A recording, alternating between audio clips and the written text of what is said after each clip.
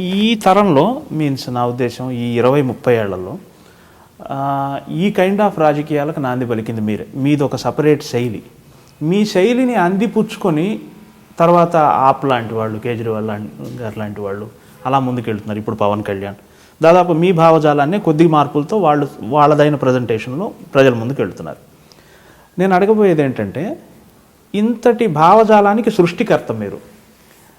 కొంత ప్రయాణం తర్వాత విరామం తీసుకోవాలని మీకు అనిపించింది. అది ఒక రకంగా జాతికి నష్టం కదా? మీరు అలా లేదు, అట్లా నేను అనుకోవట్లేదు. నేను గర్వపడేది ఏంటంటే 20 ఏళ్ల క్రితం 21 ఏళ్ల క్రితం లోక్సత్తా ప్రస్థానాన్ని నేను ప్రారంభించినప్పుడు మనలాంటి వాళ్ళందరికీ మధ్యతరగతి వర్గాల దేశంలో అన్ని ప్రాంతాల్లో రాజకీయ అంటే విముఖత, ముక్కు మూసుకుని చిచ్చి అని దూరంగా ఉండేవాళ్ళు. అవును, చాలా ఫ్యాషనబుల్గా ఉండేది. ఓటు వేయకుండా ఉంటాం, రాజకీయాన్ని పట్టించుకోకుండా ఉంటాం, వాళ్ళు తిట్టడం అంటే. రాజకీయం పవిత్ర వ్యాసంగం అని చెప్పిన మాటని మీరే వాడుకలో తీసుకొచ్చి దాన్ని ప్రజల్లో విపరీతంగా ప్రచారం చేసి ఇది ఊరికే ద్వేషిస్తే లాభం అనేది, మన జీవితాన్ని శాసించేది. మనం 10 మందిని కూర్చుని మన అపార్ట్మెంట్స్లో లిఫ్ట్ ఎలా పనిచేయాలని కూర్చుంటే రాజకీయం అది. మనకు 10 మంది ఏళ్ళకే నీళ్ళు ఎలా రావాలని కూర్చుంటే రాజకీయం అది. కరెంట్ సరిగ్గా వస్తుందో లేదా, కరెంట్ రకాలన్నా ఫెయిల్ అయితే ఫ్యూజ్ కాల్ ఆఫీస్ని పిలిచి వాడు రిపేర్ చేయాలని చెప్పంటే రాజకీయం అది. రాజకీయం వేరే కూడా లేదు. రాజకీయం అంటే మన ఉమ్మడి అవసరాలు తీర్చటంలో ఉంది. మనం 10 మంది కలిసి ఒకరి మీద బాధ్యత పెడితే ఆ బాధ్యత వాడు సరిగ్గా నెరవేర్చడంలో ఉంది. దానికి మనం ఇచ్చిన వనరులను సద్వినియోగం చేయడంలో ఉంది. రాజకీయం అంటే పెత్తనం చేయడంలో లేదు, రాజకీయం అంటే రాచరికంలో లేదు, ప్రమాణం. ఇది ఈ భావాన్ని ప్రజల్లో ప్రచారం చేయడంలో ఖచ్చితంగా లోక్సత్తా ఉద్యమం విజయం సాధించింది దేశవ్యాప్తంగా. అవును. ఆ కారణంగా నేను గర్వపడేది, సంతోషపడేది ఏమిటంటే, ఇప్పుడు వేలాది మంది రాజకీయానికి దూరంగా ఉన్న వాళ్ళు రాజకీయాన్ని పట్టించుకోవడం మొదలెట్టారు. అంటే అర్థం ఎన్నికల్లో పోటీ చేస్తున్నారనే కాదు, పర్టికులర్గా ఒక తరంలో మార్పు వచ్చింది.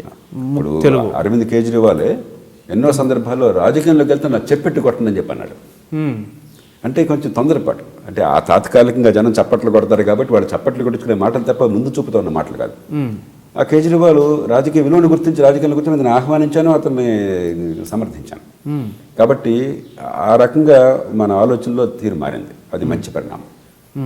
ఇక రెండోది, రాజకీయం కీలకమైనది కాబట్టి పవిత్రమైన వ్యాసంగం, నిజమైన రాజకీయం పవిత్ర వ్యాసం కాబట్టి దాన్ని విస్మరించకూడదని నేను చెప్పానే కానీ రాజకీయం ఒక్కటే దేశంలో మార్గం అని నేను ఎప్పుడు ఆనాడు చెప్పలే, ఈనాడు చెప్పలే.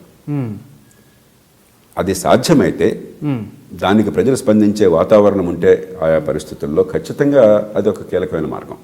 అదొక్కటే కాకపోయినా అది కొన్ని సందర్భాల్లో సాధ్యం కానప్పుడు, దానికి పెద్ద గోడ ఎదురైనప్పుడు తలని గోడ గుద్దితే ఉపయోగం లేదు. దానికి ఏ రకంగా దీనికి మార్గం అన్వేషించాలి. భారతదేశం ఒక్క దేశంగా అనుకుంటున్నాం మనం, ఇది యూరప్ లాంటిది. 22 భాషలు, ఎన్నో కులాలు, వర్గాలు, మతాలు, ప్రాంతాలు. మొరాదాబాద్లో ఆలోచన వేరు, హైదరాబాద్ నగరంలో ఆలోచన వేరు, చెన్నైలో ఆలోచన వేరు, హాసన్ జిల్లాలో ఆలోచన వేరు. కాబట్టి మనం అన్నింటినీ ఒకే కారణం కట్టేసి భారతదేశం అంటున్నాం. అవును. లోక్సత్తా పోటీ చేసినప్పుడు హైదరాబాద్ నగరంలో 8, 9, 10% ఓట్లు వస్తే గ్రామాల్లో 6% ఓట్లు వచ్చినాయి, కంటే ఎక్కువ ఓట్లు వచ్చాయి. కాబట్టి ఎంఐఎం కంటే ఎక్కువ ఓట్లు వచ్చినాయి హైదరాబాద్ నగరంలో. కాబట్టి ఏంటంటే ఇది భారతదేశం అంతా ఒకే రకంగా ఉంది. అన్ని రాష్ట్రాలు, అన్ని నగరాలు, అన్ని గ్రామాలు ఒకే రకంగా స్పందిస్తాయి అనుకున్నా కాదు. అవును. అక్కడ ఉన్నటువంటి సామాజిక ఆర్థిక పరిస్థితులను బట్టి ఆ స్పందన తీరు వేరుగా ఉంది. సింగపూర్ మాజీ అధ్యక్షుడు లీ అంటారు, భారతదేశము బ్రిటిష్ వారిచే కలుపబడ్డ, రైలు పట్టాల ద్వారా కలుపబడ్డ 22 జాతుల సముదాయం. కరెక్ట్. అందుచేత కొన్ని సందర్భాల్లో అది ప్రతిఫలాలను ఇస్తుంది, కొన్ని సందర్భాల్లో సమయం పడుతుంది. కాబట్టి ఒక ఆపు ఢిల్లీలో గెలిచినా నేను చాలా గౌరవపడుతున్నాను. Friends, watch my exclusive interview with Yamuna Kishore on iDream.